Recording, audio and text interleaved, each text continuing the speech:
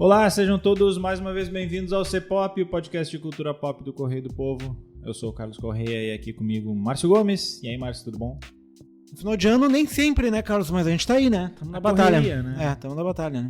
É uma correria que tem pelo menos a perspectiva do descanso, né? Pra quem vai tirar férias, porque esse ano nem feriado ajudou, né? Porque os dois feriados ali que poderiam curtir um feriadão, caem no domingo. Vai ser só um final de semana de folga. Vamos lá, a gente chegou naquela época do ano em que a gente faz as nossas listas e hoje é o nosso programa de final de ano. A gente anunciou na semana passada que a gente ia fazer o programa dos Homenzinhos Azuis, mas isso vai ficar um pouco para depois, porque senão vai faltar espaço para os melhores, né? E também a gente não sabe se ele emplacaria nos melhores. Na nossa votação aqui, spoiler, não vou adiantar por enquanto. Vamos lá então, o Henrique Massar também vai participar. Vamos dar oi pro Henrique. Vamos dar oi pro Henrique. Dá oi, Henrique. Por favor, se levante e dê oi. Obrigado, cara. Queria me levantar mesmo. Oi, tudo bem? Tudo bem. Então tá, vamos primeiro falar das 10 séries que ficaram A gente fez... Deixa eu explicar aqui, tá? A gente fez uma votação, como a gente sempre faz. E todo mundo que participou do C-Pop ao longo do ano teve direito de votar. Então, é bastante gente. Não é só as opiniões minhas e do Márcio aqui. Como a lista vai deixar bem claro isso. Se fosse a minha opinião do Márcio, tem coisa que não estaria aqui, pelo menos tão alto. Né, Mariana Neck? Tudo bem, Mariana Neck? Mas enfim, vamos lá. Depois, no final do programa, eu vou citar todas as outras séries e filmes que não emplacaram no Top 10, mas que foram citadas e também citar as pessoas que participaram da votação.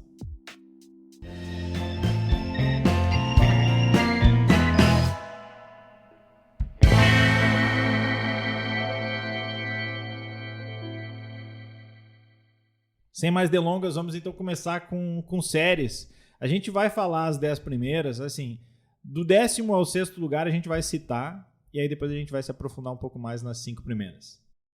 Em 10º lugar ficou Barry, série de comédia da HBO. Em 9º lugar ficou Pacto Brutal, o assassinato de Daniela Pérez.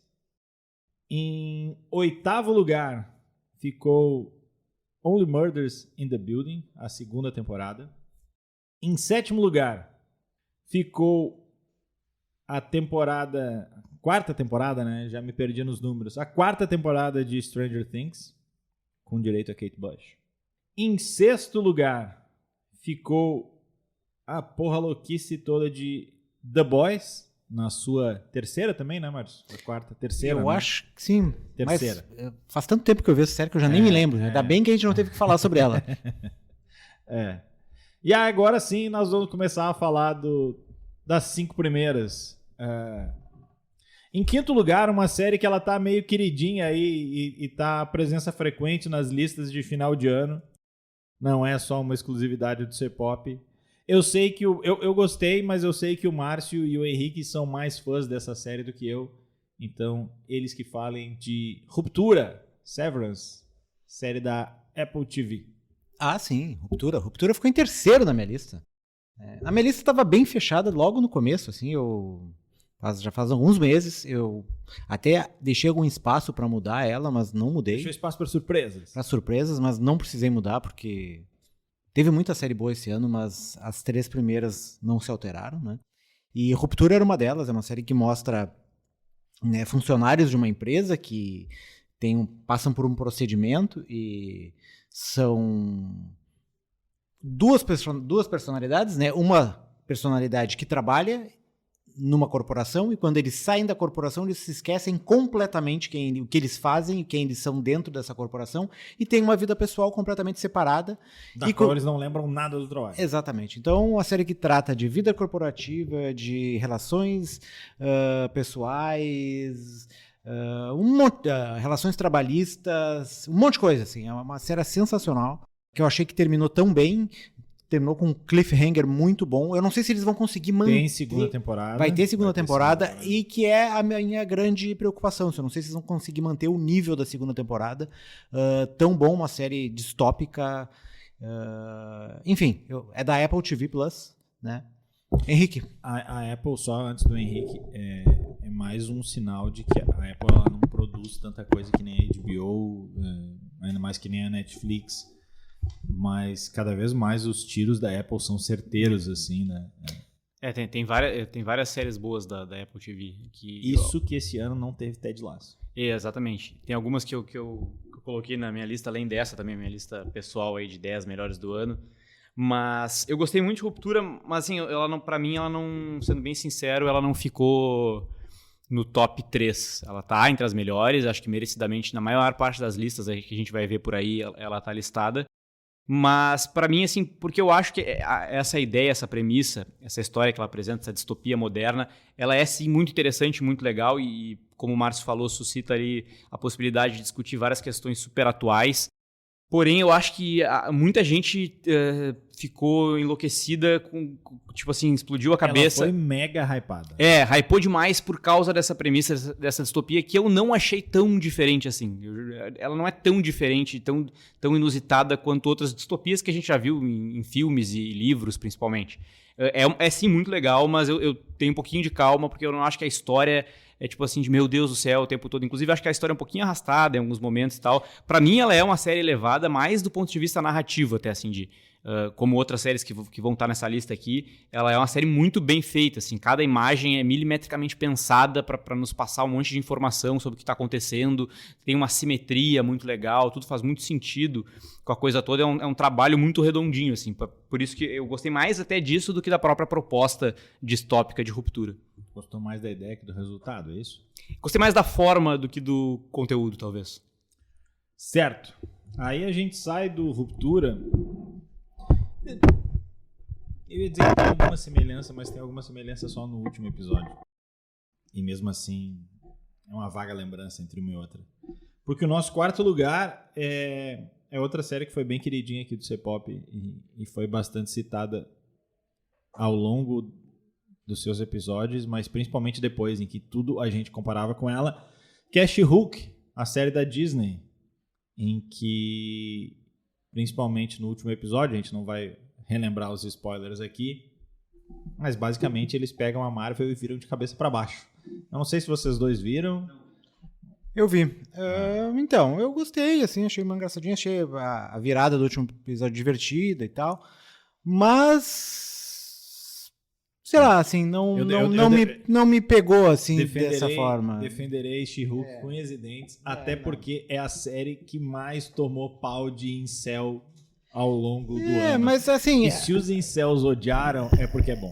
Mas os incels odeiam quase tudo que a Disney faz e bota qualquer coisa diferente ali, seja questão de empoderamento feminino, bota um personagem negro, e tipo, isso já é meio tradicional, assim, se a gente for pegar também a outra série da Miss Marvel, ali também teve uma questão polêmica em relação aos personagens muçulmanos e tal. Então, volta e meia tem essas polêmicas, então eles odeiam tudo que é um pouco diferente, assim, e a gente já tá acostumado com isso, assim. Acho que She-Hulk trouxe esse elemento, assim, do empoderamento feminino, da personagem feminina, teve essas questões da quebrada da quarta parede ali, que a revista em quadrinhos já trazia, e a série conseguiu fazer isso bem. Teve essa questão do último episódio ali, que meio que bagunçou com a narrativa da série, mas bagunçou até de uma forma divertida, engraçadinha. Mas, assim, depois que a gente vê Andor, que até não tá na nossa lista, não sei se tá mais pra cima ou não, o Carlos não revelou, eu acho que meio que perde o sentido, assim, é mais uma série legal, assim, mas que passa o tempo, mas que, né, acho que poderia ter ido um pouco além, assim, não é uma série ruim, não, longe disso, não acho que é uma série ruim, não é uma série que tenha grandes problemas, assim, mas só que eu não acho que ela traz grandes novidades, assim. Eu acho que ela chega mais nas pessoas, ela tem mais crítica que Andor. Só que ela faz isso de um jeitinho querido, cara. Eu gosto de Andor, acho uma série bacana e tal, mas acho que ela se encerra um pouco ali, assim. Acho que She-Hulk traz mais do que só o empoderamento feminino, traz um sopro de novidade, assim, pro universo da Marvel, porque não era só, sabe... O que menos é a série com menos cena de luta, até porque as cenas de luta da Marvel são sempre as mesmas, e as cenas de luta da She-Hulk são ruins. Ela ficou no teu top 3? Ficou. Mas não fui só eu que votei para não parecer, teve mais votos. Mas assim, eu acho legal, e dessas séries novas da Marvel, eu gosto também de Miss Marvel, mas acho que é a série que mais inova no formato, assim mesmo. Ela é uma comédia, ela é uma série boa, assim, de ver meia horinha a cada semana, assim, uma coisa bem leve, assim, cara. Enfim, cara, eu curti bastante, já era fã da Tatiana Maslany desde a época do Orphan Black. E, cara, essa mina manda demais, assim, cara. E acho legal como eles eles tratam a Marvel com respeito, mas não reverenciam a Marvel, assim. Eles pegam os personagens e brincam do jeito que eles quiserem, sabe? O Demolidor tinha toda uma imagem de... A série, aquela quando era da Netflix, que agora tá no Disney Plus, né? Era uma coisa tudo sombria e tal. Que sombria nada. Agora na She-Hulk eles te pegam lá e ele sai caminhando no outro dia de pé no chão. Mas enfim, vamos adiante, porque tem em terceiro lugar uma outra série que era cercada de expectativa. Ela tinha um peso a carregar, que era, por um lado, o peso de suceder uma série que tinha sido muito boa, mas para muita gente acabou muito mal. Vocês já desconfiam do que eu tô falando. Eu tô falando de Casa do Dragão, a prequel de Game of Thrones, baseada aí nos Targaryen, nos seus dragões e nos seus cabelos descoloridos. Eu acho que ela deu certo muito antes do que a gente esperava, né? Eu tinha um receio assim de... Eu gostei, eu gosto de Game of Thrones, gosto bastante. Dito isso, eu ia botar massa, não tem massa. Dito isso, eu gostei mais rápido de Casa do Dragão do que eu levei pra gostar de Game of Thrones. Game of Thrones eu acho que a primeira temporada, que a gente não conhecia os personagens e tal, eu achei lentona, assim. Aí no final tem tudo aquilo que acontece lá, começa a te pegar, assim. Mas eu acho que essa pegou mais rápido, assim. Acho que é muito por ser um universo que a gente já conhece, né? Tu já mesmo, entende um pouco ali. Mesmo se passando cerca de 200 anos antes dos eventos de Game of Thrones, né? Pô, eu não tinha nenhuma expectativa com essa série, eu pretendia não assistir, inclusive. Eu tinha medo dessa série. Eu não tava pretendendo assistir, tipo assim, eu gostava muito de Game of Thrones e fiquei, como todo mundo, meio decepcionado com a última temporada. Não necessariamente com o final, mas com a última temporada, que eu acho que decaiu bastante. E aí vieram... Não acho ela ruim, eu acho ela corrida. Eu acho que eles tiveram algumas ideias certamente eu acho que não tá à altura das anteriores, assim. E aí vieram com essa, eu achei, putz, mais agora pra explorar mais uma coisa de 200 anos antes. E, cara, no primeiro episódio eu resolvi, vou dar uma chance, eu já tava fisgado ali pelo universo do George R. Martin. Porque ela tem, eu acho que essa primeira temporada tem tudo que Game of Thrones tinha de bom. Que é personagens muito bons, conflitos, intriga, politicagem, e tem mais dragão ainda do que Game of Thrones, que é uma coisa bem interessante. Eu vi uma comparação muito boa, que claro, ela tem um exagero, mas ela é legal, assim. Até porque ela é em escala, não porque tem mais dragão, mas em escopo de personagens, ela é bem menor, né? O universo dela é menor. Sim, são menos famílias, né? É centrado numa família. Isso. O que eu vi a comparação de que ela é meio que o Succession com dragões, né? Pô, é uma boa... Deixa de ser, né? Succession é um outro grande jogo de tronos também, né? E é uma série que ela se passa quase toda dentro de 4 paredes, né? Dentro do palácio, assim, tem pouca coisa externa. Pouca luz também, né? Pouca luz, é uma série escura. Por causa dessa coisa de intrigas, né? Porque eu acho que é uma temporada que ela tá preparando o cenário para a guerra civil que vai ocorrer, que é essa guerra dos Targaryens, né? Então, mesmo isso torna ela uma temporada interessante. Eu vi muita gente reclamando que ficou na promessa na primeira temporada, mas não teve. Calma, cara. Curte, cara.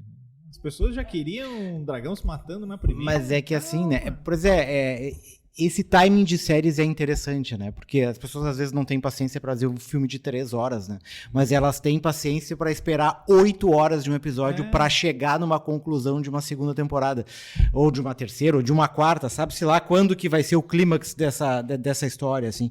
E é estranho, são times diferentes, são formas diferentes de tu contar uma narrativa, mas as pessoas têm muito mais paciência em ver séries do que em ver filmes, até por isso a gente escolheu em começar com a série. séries aqui, na verdade, né? É verdade. Não, e eu acho que essa série teve um acerto muito grande. Soube fazer uma coisa muito bem, que pareceu meio inusitada, assim, que foi os lapsos de tempo ali, né? As mudanças temporais ao longo do longo da temporada. Mudou né? o elenco Mudou no o meio, elenco né? praticamente inteiro, né? Mudou o elenco e não tem aquela coisa assim, Não. 10 anos depois.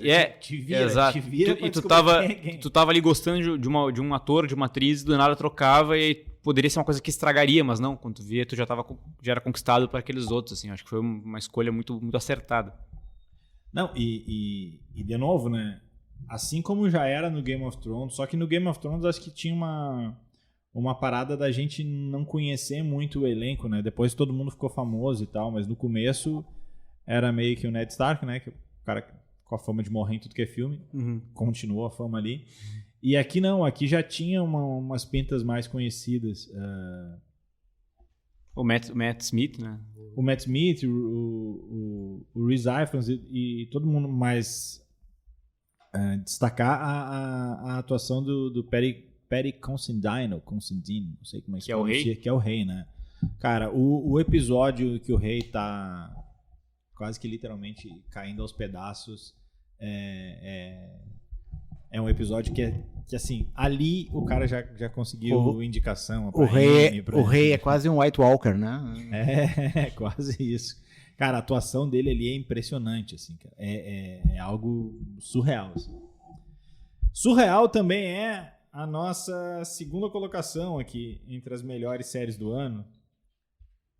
Eu disse que eu ia chamar a Mari, mas eu não vou sacanear ela pra isso. A Mari tá dizendo aqui pra gente que foi a única série que ela viu no ano, o que pode explicar o voto dela. Mas não também, né? Porque justiça seja feita, não foi só a Mari que votou, teve mais gente que votou, e mais gente botou ela no topo da sua lista, porque assim, a nossa votação era assim, tu podia indicar 3 séries e 3 filmes em ordem. E aí, quanto mais pra cima, mais ponto levava. E todo mundo que botou essa série acabou botando ela mais pra cima.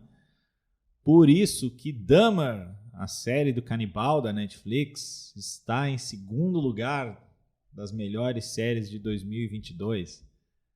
Márcio, defenda essa série. Eu não vou defender nada, porque eu não botei ela na minha lista. Mas Tô tirando o corpo fora aqui. eu não defendo, mas eu justifico Não, porque eu entendo o apelo. não só as pessoas que votaram, mas muita gente viu essa série, né? Foi uma série que ficou muito tempo na primeira colocação ali. Eu Porque acho que dessas que a gente citou serial killers aqui, são apaixonantes, né? Por incrível que pareça, né? eu acho que dessas que a gente citou são aqui, apaixonantes, não, são fascinantes, na verdade. é a que mais gente viu, né? Para algumas pessoas são apaixonantes também, né? Porque elas se apaixonam e mandam cartinhas pra prisão, como essa série mostra, né? Mas é uma série que trouxe um apelo, né? Pela questão da forma como... Prova disso é a quantidade de documentário que tem em todos os canais de streaming sobre o mesmo assassino. A forma como contou a história do Dahmer, recuperou a história do Dahmer, na verdade, que é um cara extremamente... conhecido, na verdade, nem é tão desconhecido assim, porque é um cara que todo mundo já sabia a história dele, de ser um canibal e tal. Já tinha alguns filmes e livros publicados sobre ele, então não é um serial killer. Assim também, não? Oi? Não, acho que não. Tipo, não é um Ted Bundy, mas é um dos serial killers mais conhecidos, né? Também, né? Não, mas é um serial killers mais conhecidos, né? E deu uma roupagem nova, né? Contando a história da forma como contou, né? Recuperando e intercalando com alguns depoimentos ali.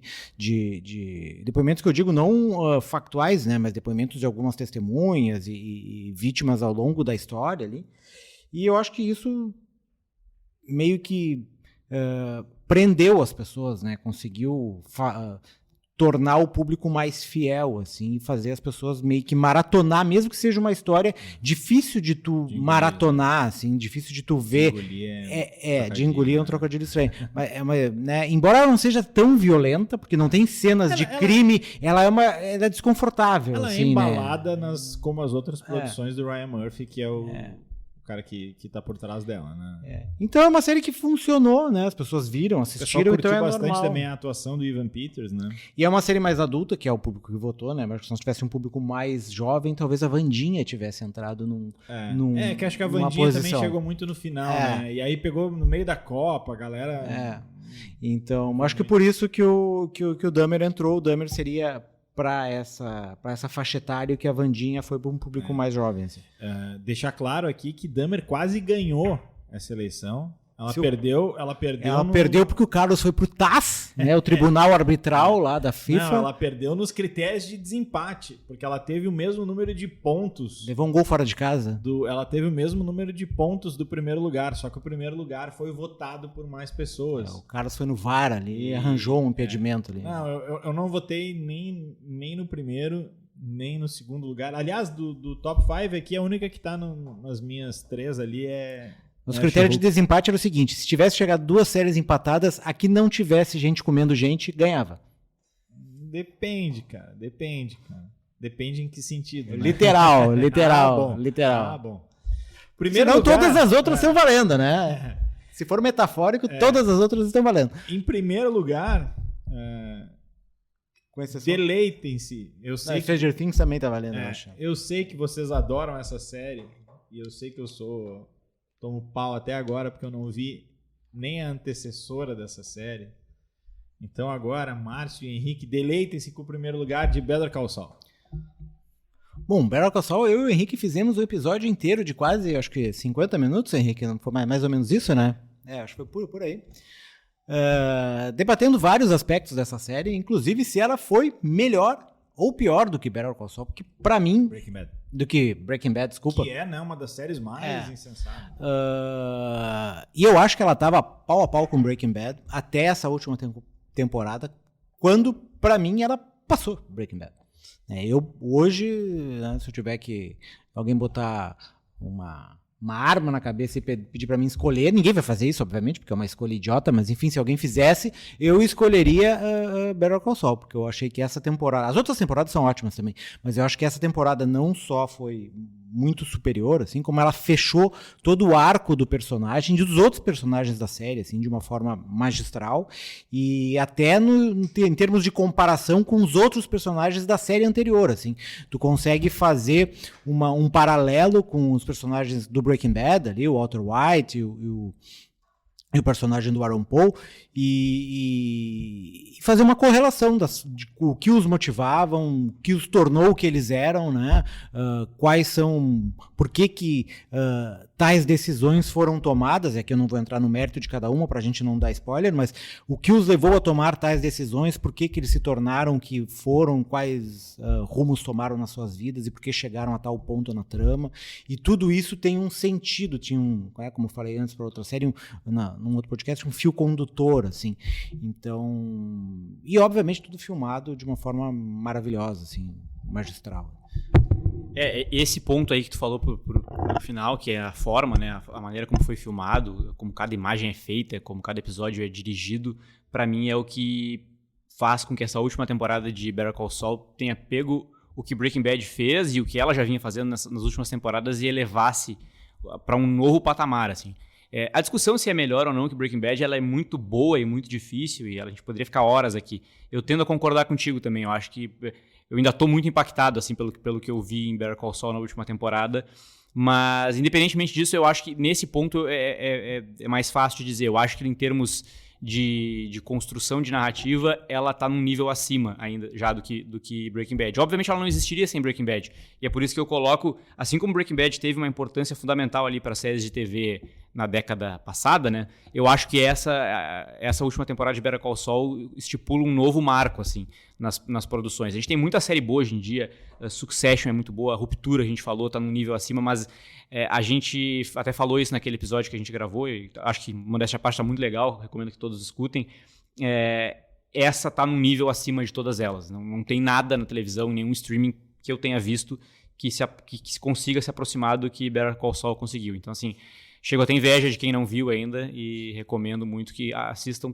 Primeiro, eu acho que é importante. Uma boa parte do tempo eu diria que daria pra ver sem ter visto Breaking Bad, mas tendo visto a última temporada, eu acho que é muito importante ver Breaking Bad antes e depois assistir Better Call Saul. Pra mim é a melhor série do ano, sem dúvida nenhuma. Eu acho que dá pra ver sem assistir, mas tu perde muita referência, né? Especialmente por causa da última temporada. Mas se quiser, Carlos, se quiser ver sem assistir o Breaking Bad, dá pra ver. A gente não vai perder tanta coisa, assim. Vamos lembrar aqui só ligeirinho aí, vamos repassar o top 10 pra lembrar onde é que elas estão, né? O Better Call Saul é Netflix. Netflix. O Dahmer é Netflix. Casa do Dragão é HBO Max. She-Hulk é Disney Plus. Ruptura, Apple TV. The Boys tá na Amazon. Stranger Things tá na Netflix. Only Murders in the Building tá na Star Plus. Pacto Brutal é da HBO Max. E o Barry também é da HBO Max. As outras séries que foram citadas e acabaram não entrando no top 10, vamos lá. Eu vou citar aqui rapidamente e vou dizer onde é que elas estão, tá? Andor, a série de Star Wars, né, que tá no Disney Plus. Sandman, que tá na Netflix. 1899, que tá na Netflix. O anime do Cyberpunk, que tá na Netflix. Inventando Anna, que tá na Netflix. O Urso, que tá no Star Plus. Walking Dead, que tá no Star Plus, né? Walking Dead é Star Plus. Wandinha, da Netflix. Obi-Wan Kenobi, que está no... Bernardo Berst? Não é o Bernardo Berst que botou. Que está no Disney Plus. Rota 66, a série do Caco Barcelos, bem massa também, está no Globoplay. Anéis do Poder, a série do Senhor dos Anéis, que está na Amazon. Cavaleiro da Lua, que está no Disney Plus. Derry Girls, essa o Márcio me disse onde é que ela está. Ela tá na Netflix. Na Netflix. Estação 11, que é aquela série da HBO. E uma série que eu achei que ela fosse estar um pouco mais para cima, mas também talvez por ela ter sido muito recente e tal, e por cada um poder só dar três votos aqui, que é White Lotus, né? Essas foram todas as... Que tá na HBO Max. Que tá na HBO Max. Essas foram as nossas séries do ano. E agora a gente passa para os melhores filmes, Mariana Neck.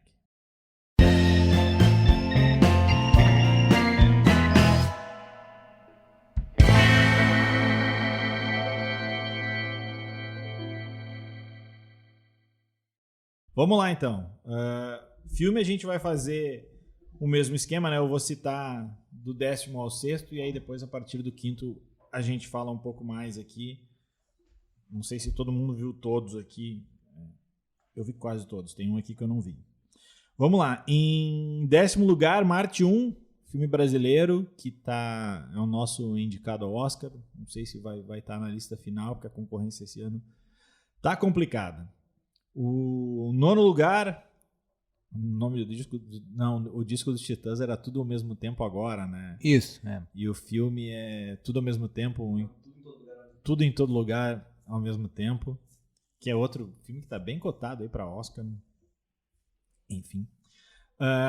Aqui eu já faço uma ressalva, tá? Porque a nossa lista são os melhores. Isso vale mais para filme, tá? Para série até não pega tanto, mas para filme pega um pouco mais.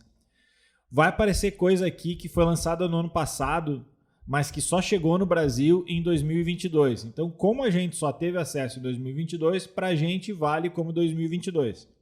Esse é o caso do nosso 8º lugar, que é Licorice Pizza, o último filme aí, o mais recente filme do Paul Thomas Anderson. Em 7º lugar, Pantera Negra 2. Em 6º lugar, Márcio, quase que o seu voto colocou no top 5, mas ficou em 6º lugar, o The Barbarian, Noites Brutais. E aí, sim, a gente começa no 5º lugar, filme queridinho do Henrique, né? Homem do Norte, um filme de vikings suados e brigando, haja testosterona.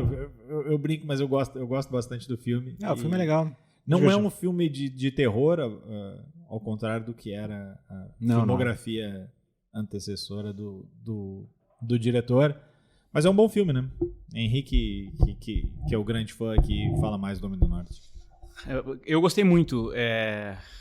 Tô me faltando o nome do diretor. Eu sempre confundo o Ari Aster ou o Ari Aster é o outro. Esse é o mesmo do A Bruxa, né? É o Robert Eggers. Isso, Robert Eggers. É um jovem diretor, né? Que surpreendeu bastante com A Bruxa, ali há uns anos atrás. Depois teve o Farol. E agora o Homem do Norte, que eu acho que é seguro dizer que é o filme mais diferente dele, né? É o maior também. Ao mesmo tempo é o filme mais padrão dele. Isso, é o filme mais diferente com mais dele. É o filme dele com ele. Isso, é o filme mais potencial de blockbuster, talvez, dele. Que não é exatamente um blockbuster. É o de maior investimento também, né? E, cara, é uma história muito simples, né? Uma história muito antiga, já contada muitas e muitas vezes, né? Shakespeariana, inclusive, e que eu acho que foi reinventada muito bem para dentro de um filme né, nórdico, como o próprio nome já diz, é um filme viking.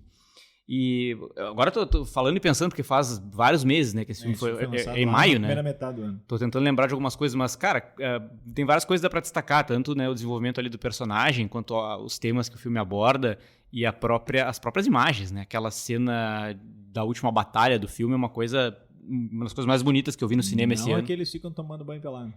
Não, esse também é bonito em outros aspectos, né? Mas. Não, que eles tomam banho pelado depois dele batalhar dias e noites. Né? Os dois sentam no jacuzzi lá. E, enfim, é o Alexander Skarsgård e a Anya Taylor-Joy, né? Os principais atores do filme. Quem está mais em tudo ao mesmo tempo? A Anya Taylor-Joy ou a Florence Pugh? Pois é, uma briga boa, né? A Anya Taylor-Joy, eu acho que mais. Ela tem... O dia dela deve ter mais de 24 horas, assim, né? Não é possível. E, enfim, eu acho que pra mim foi um dos grandes filmes do ano, um dos grandes lançamentos do ano. Era muito, muito aguardado e eu acho que superou até as expectativas. Eu gostei desse filme. Muita gente não gostou, né? Ele não tava na minha lista, nem sei se ele entraria no meu top 10, tá? No meu top 10. Mas eu gostei, eu acho que... O visual dele é interessante. Eu acho que ele é um filme convencional demais para esse diretor. Eu esperava outra coisa. Parece que ele teve alguma intervenção do estúdio, da metade pro fim dele. Então, os caras não vão botar tanto dinheiro e deixar só. Pois é. Então, talvez por isso ele tenha sido um filme mais tradicional. Tem a participação da Bjork, né, Mariana Neck, né? A Mariana... grande fã da... Mas também é uma participação rápida, se tu piscar ou for no banheiro, perde a Bjork. Eu gostei muito do som do filme, não só da trilha sonora, mas da questão do som, de como o vento e as coisas... A questão sonora é bastante representada nesse filme, e a trilha sonora ela é feita também com instrumentos de época. Os caras pegaram os instrumentos da época para reproduzir ali, então isso é bem interessante no filme, assim. Mas é um filme muito masculino, assim, né? Muito coisa... muita testosterona, muito... Esse ponto que tu falou, eu acho que é inclusive um dos pontos que me fez colocar ele na lista, porque eu acho que essa questão do som e tal... É a cultura viking também. Sim. E eu acho que ele é... Não, eu digo esse ponto do som e da produção, porque é um filme muito pra cinema, assim. Acho que ele funciona muito no cinema. A gente vive numa época tanto de streaming, de ver filme em casa, e quando a gente tem uma experiência verdadeiramente cinematográfica, pra mim tem um valor que eu acho bem interessante. E O Homem do Norte, eu acho que, assim como outro filme que vai estar nessa lista, tem esse valor. É verdade, esse é um filme pra cinema. Em casa ele perde muito. Mas tu teve acesso à lista? Eu não tive. Perdi esse privilégio aí. Cara.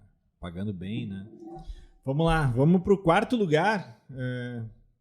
Não deixa de ser uma surpresa aqui. Pra mim, pelo menos. Talvez pra vocês não. Que é Doutor Estranho no Multiverso da Loucura. Também conhecido como Doutor Estranho 2. Então, eu gostei. Eu não estaria no meu top 10, mas eu gosto. Eu gosto da proposta dele de fazer um filme de terror na Marvel. Exatamente. É um filme de terror dos padrões Marvel? Mas é um filme de terror. E é um filme divertido. Faz tempo que eu não me divertia tanto num filme da Marvel como nesse Doutor Estranho Multiverso da Loucura. Tanto pela questão do terror, como a questão dos universos paralelos ali, ter aparecido... em que heróis são dilacerados. Literalmente. E coisa de brincar com o Richard Reed, lá com o Krasinski como o Doutor Fantástico e tal. Então, tudo isso eu acho que deu um apelo diferente nesse filme, assim, e pra mim funcionou. Mas, assim, pra alçar ele a um posto tão alto eu não faria, mas eu acho que ele é válido. Eu curto bastante o quanto o Sam Raimi ligou o foda-se um pouco no filme, assim. Tanto que a cena... Ele é muito Evil Dead, na verdade. Né? A cena pós-crédito, exatamente isso que eu ia falar. A cena pós-crédito não é uma cena pós-crédito do universo da Marvel. É uma cena pós-crédito que faz referência ao Evil Dead. Não a Marvel, Sim. Né? A história da mãozinha lá, ele tá fazendo um easter egg de Evil Dead, não da Marvel. Num filme da Marvel. Tipo assim, foda-se vocês, cara. Eu vou fazer o meu filme aqui, eu vou tirar sarro e azar, cara. E acho que é isso. Fez bilheteria e tudo mais, né? A questão do livro também é uma questão que era do Necronomicon também, que era da morte do demônio ali, né? E o livro é todo a busca pelo livro na questão do filme do Doutor Estranho ali, então todas essas referências estão ali na direção do Sam Raimi e cara, não sei, eu gostei do filme, acho que o filme é legal, assim, depois da bagunça que foi pra mim o Homem-Aranha, eu acho que esse filme funcionou, assim, de novo, eu concordo com o Márcio, não estaria na minha lista, mas eu acho ele divertido. Eu acho divertido, eu acho legal. De novo, é mais outro filme aqui que teve mais de um voto. E a participação da Feiticeira Escarlate também, acho que participação, né? Ela é meio que não diz o quê, né? Não diz o quê pra não dar spoiler, né? Pra quem não viu, mas eu acho que também funcionou, acho que foi bem. Mas tá meio que nos trailers e tudo mais, né? Mas enfim. Vamos dar uma papada. Tá no Disney Plus já. O terceiro lugar, acho que no começo do ano era o filme que menos se apostaria tá aqui. Se tu falasse assim, qual é o tipo de filme, procedência, duração e tudo mais. Porque tu vai tentar, e eu tenho isso diariamente, assim, porque eu sou muito fã desse filme. Não fui o único a votar nele, tá? Antes que digam que eu fiz, como é que se diz? Lobby. De última hora. Fez lobby pro filme. Mas assim, pra todo mundo que eu sugiro ele, as pessoas fazem uma cara quando eu digo assim, apesar de ser um filme indiano de 3 horas, é legal. E ao longo do tempo, agora pelo menos eu tô ganhando argumento, porque ele tá aparecendo em todas as listas de melhores de final do ano. Esse filme vai aparecer, ele vai estar, minha aposta, ele vai estar no Oscar, ele não vai ganhar nada, mas ele vai estar, o que para um filme dessa proporção já é muito grande. Ele não é Bollywood, ele é Tollywood, né? Que é parecido, mas de outra parte da Índia. Não, é de outra parte da Índia. É outra parte da Índia. Bollywood é a parte liberal da Índia, Tollywood é a parte mais conservadora. Ele é um filme, uma pegada bem nacionalista. A gente tá falando aqui do RRR, né? Que tá na Netflix. Ele tem uma pegada nacionalista forte e tudo mais. Mas assim, como cinema, como entretenimento, talvez só o número 1 da nossa lista aqui bata. E eu não sei. Eu gostei mais do nosso número 1, que daqui a pouco a gente vai revelar. Mas em termos de cinema, eu acho que ele é até maior, assim, por tudo que ele entrega. As cenas de ação dele, aqui ó, Marvel tem quantos filmes, Márcio? 28? 20 lá vai picada. Sei lá quantos filmes tem a Marvel. Não tem ideia. As cenas que ele entrega, nenhum... A partir do pressuposto que quase todos são os mesmos, né? Deve ter uns 3, assim. Nenhum filme da Marvel brincando. Tem uma... As cenas de ação do RRR, elas são melhores que todas as cenas de ação dos filmes da Marvel. Nada chega perto. É um deleite para os olhos e para os sentidos, porque é uma gritalhada também. Ele é assim, como é que eu vou explicar? Ele é um novelão, não mexicano, né? Um novelão indiano, mas também é um puta filme de ação, né? E ele tem 3 horas, mas ele passa de boas, né, mano? Passa, mas são 3 horas, né? São 3 horas. E tem dancinha também, né? Tem muita dancinha. Aí que tá. Ele não é Bollywood, mas ele... Por isso que eu disse, tem semelhanças lá. Tem dancinha, tem luta. As lutas também são coreografadas, então... tem todo o aspecto... É um filme caro, né? Tu nota que ele é um filme que não é um filme barato, então teve um grande investimento ali, né? E ele tem suas escolhas estéticas, tem suas escolhas políticas, mas é um entretenimento realmente... Tu sai empolgado. Tu sai, dá vontade de sair lutando, assim, né? Defendendo o governo indiano, assim. Lutando e dançando. Empunhando uma bandeira, né? Muita gente faz. O final ali, a cena pós-crédito ali, quando tá subindo os créditos, é total uma propaganda política. Tem os símbolos e as bandeiras. E tem os rostos, e tem alguns rostos que não estão ali por escolhas políticas. Por exemplo, o Gandhi não está ali. O Gandhi não está ali. Então, mas o filme é bom, igual, independentemente dessas questões políticas, essas escolhas políticas e artísticas, o filme é um bom filme, tá na Netflix, né? E como o Carlos falou, são 3 horinhas, dá pra ver. Quem não tem saco de ver 3 horinhas de um filme de uma sentada, vem série, então, 2 vezes, né? Para numa dancinha, recupera na outra dancinha. Não se surpreenda se esse filme tiver indicados ao Oscar. Aí agora nós vamos pro segundo lugar, que é uma parada completamente diferente. Tem dancinha? Não sei porque eu não vi o filme. Tu que viu pode falar do nosso segundo lugar, que se chama After Sun. Cara, tem dancinha. Controlem-se nos spoilers, tem meninos. dancinha. Pois é, eu não vou dizer qual música que tem a dancinha, porque pra mim, alguém citou isso numa resenha, que essa é o melhor uso de uma música do David Bowie. E eu acho que tem razão. Ano que teve filme do David Bowie. Num ano que teve o filme do David, que é muito bom, quase entrou na minha lista o filme do David Bowie, Moonage Daydream, que é o documentário sobre David Bowie. E o filme que o Carlos está falando é o After Sun, né? Que é o filme que a história é sobre um pai que vai passar as férias com a filha na Turquia, filha de 11 anos, mas o filme é muito mais do que isso. O filme não é só sobre as férias, é sobre memória, sobre relacionamentos e sobre as relações das pessoas e como isso fica guardado e como a gente depois relembra isso no futuro. E o filme é feito através não só dessas imagens, né, mas como gravações de fitas, na época era VHS, né, porque o filme se passa nos anos 90 e mostra a criança na época, que tinha 11 anos, depois que ela cresceu, se lembrando dessas histórias e até algumas omissões, que ela na época não tinha percepção do que estava acontecendo, e ela tenta depois preencher esses vácuos, né? E como ela preenche, isso é representado de outras formas ao longo do filme. Para mim é um filme muito... como é que eu vou dizer? Tocante, exatamente. Mas não é um filme que tu sai chorando do cinema. É um filme que te emociona, mas não necessariamente emocionar ao ponto de tu derramar litros de... Chegou a ver...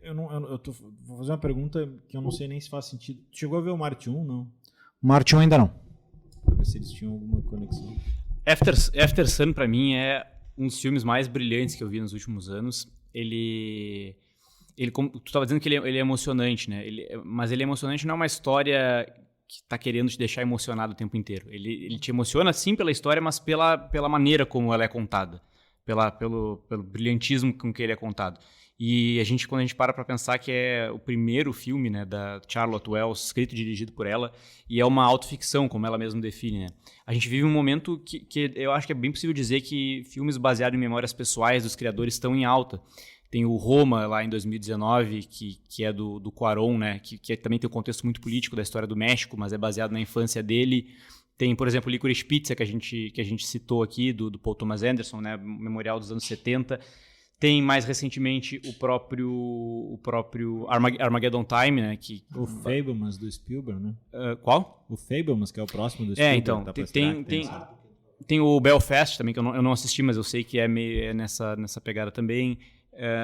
Então tem vários filmes que tem essa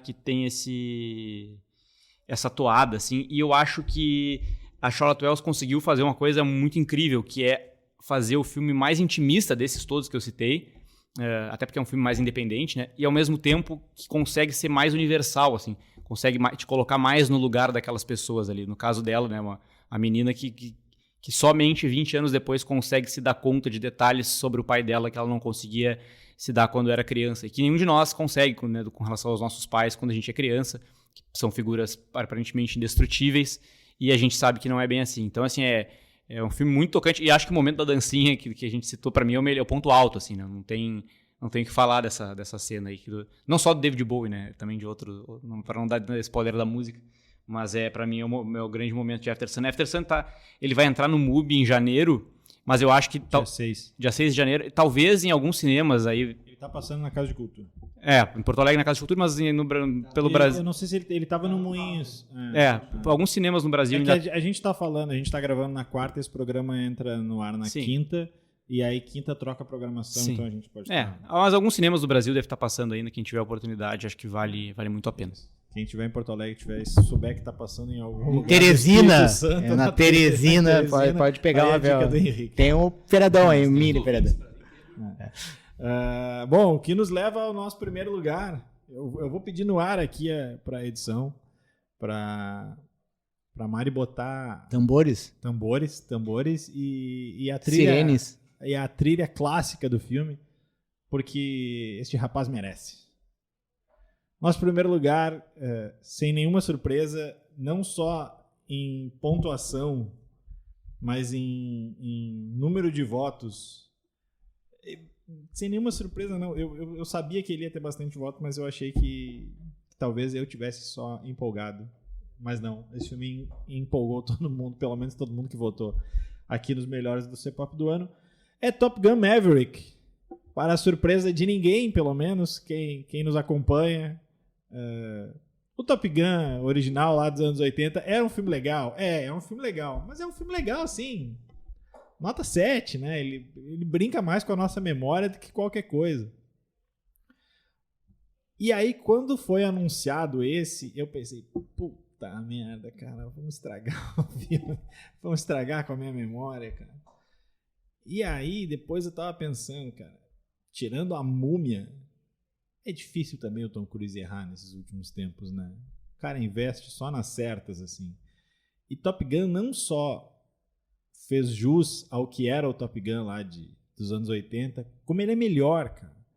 Ele tem uma pegada, ele bebe na nostalgia, e assim, a primeira cena é igual à primeira cena do filme. Tipo assim, daqui a pouco eles vão apelar para a nostalgia, sabe? Vão te fazer ficar emocionado pela lembrança. Eles não esperam isso, eles tacam isso direto no crédito, inclusive com a mesma música e tudo mais.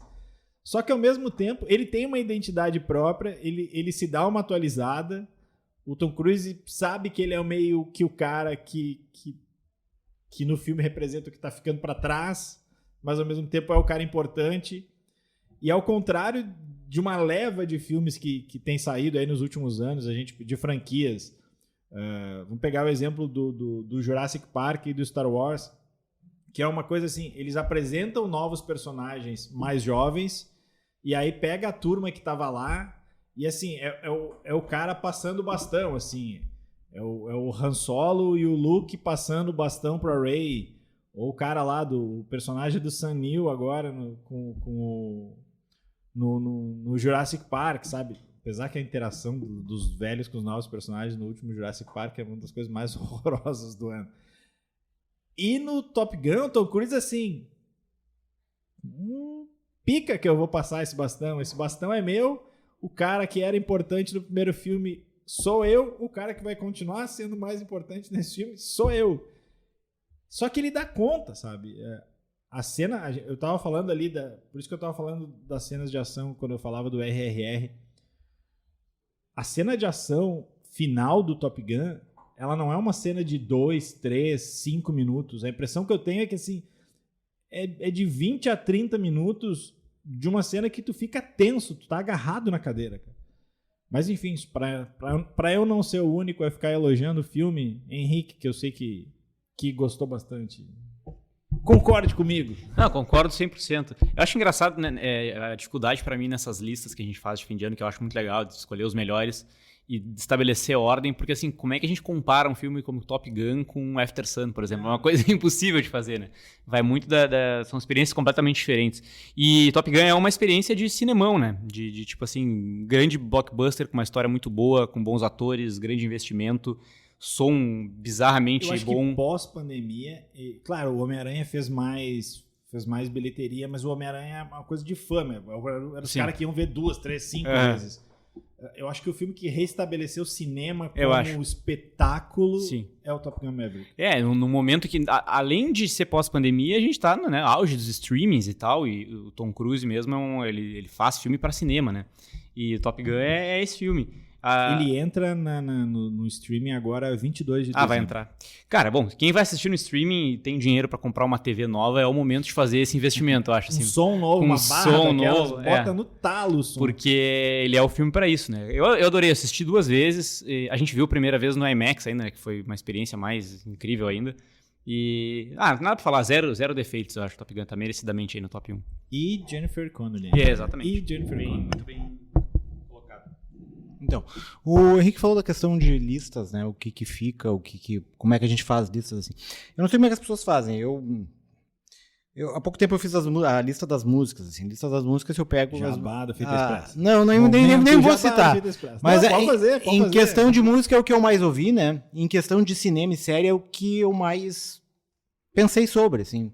Porque eu não vou ver... Às vezes eu até vejo filme 2 vezes, mas séries, ver 2, 3 vezes a mesma série é mais difícil, porque são temporadas de 8 episódios. Se eu ver, sei lá, Game of Thrones 2 vezes, eu só vou ver Game of Thrones na minha vida. Eu já vi The Office 3 vezes. Mas 9 temporadas.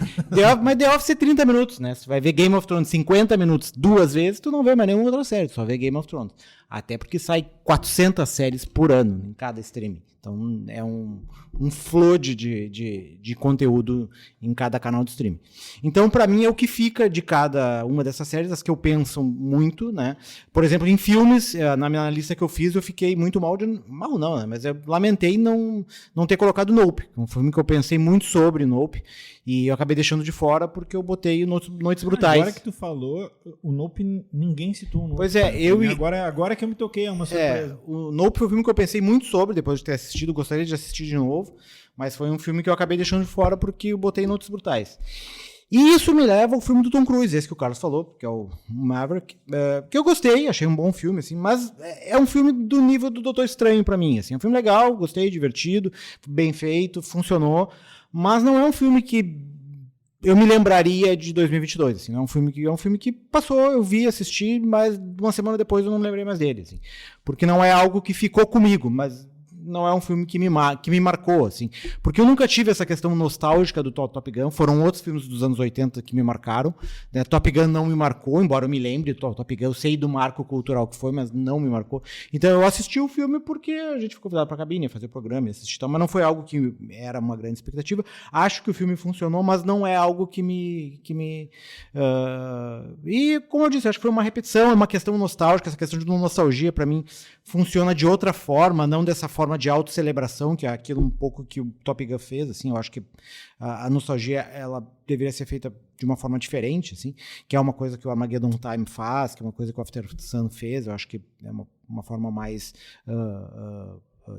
não digo isenta, né, mas uma forma mais distante e mais crítica da coisa.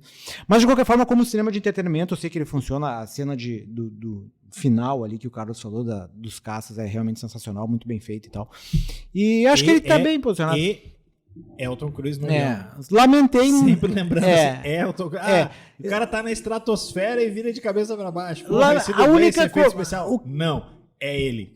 O que lamentei não ter Take My Breath Away, né? Se é pra ter nostalgia, bota Take My Breath Away, então. Tem Lady Gaga e One Republic, né? Que é a cena... Tinha a cena do vôlei, dos caras sem camisa, né? Todos suados jogando. E agora futebol americano. Mas agora tem mulheres. Eles botaram duas mulheres lá pra fazer... beleza, tá aqui. Agora no 3 vai ser beach tênis, é isso? Pode ser, cara. Ou futevôlei. Eu só pra complementar, eu concordo com isso, assim, eu acabo me guiando nessas listas pelo Basquete não dá pela altura do Tom Cruise, né? Pelos filmes que me marcaram mais, que me fizeram... Isso é um bom critério de a gente ter ficado pensando.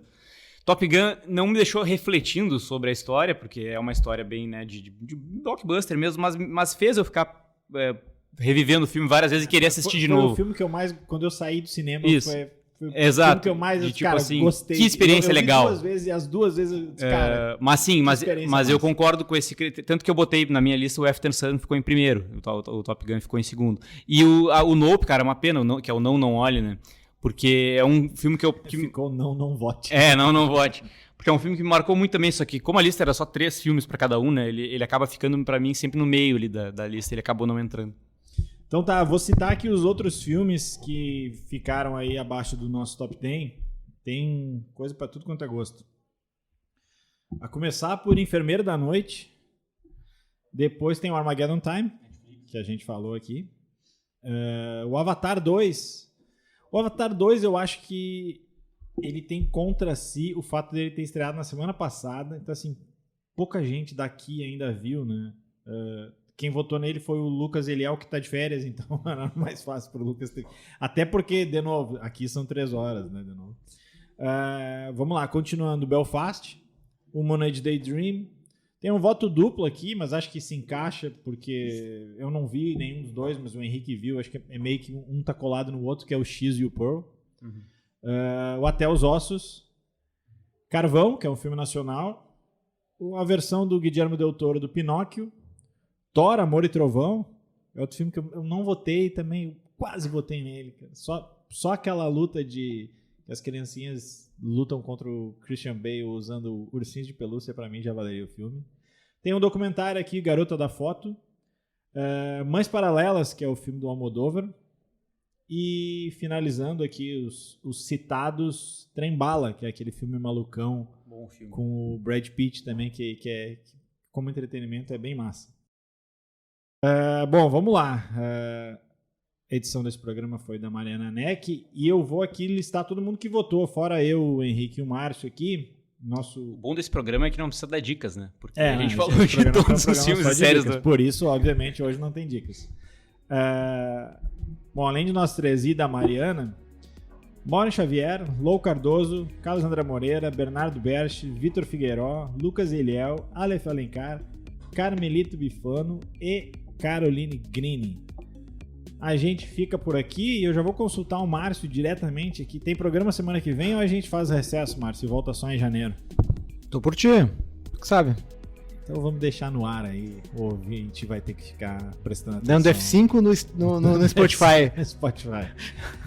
Se mais gente conseguir ver Avatar aqui, a gente faz um programa do Avatar. Se não, fica esse programa pra janeiro aí, certo? Um abraço, valeu todo mundo que votou, valeu todo mundo que tem nos acompanhado o ano inteiro. Até mais.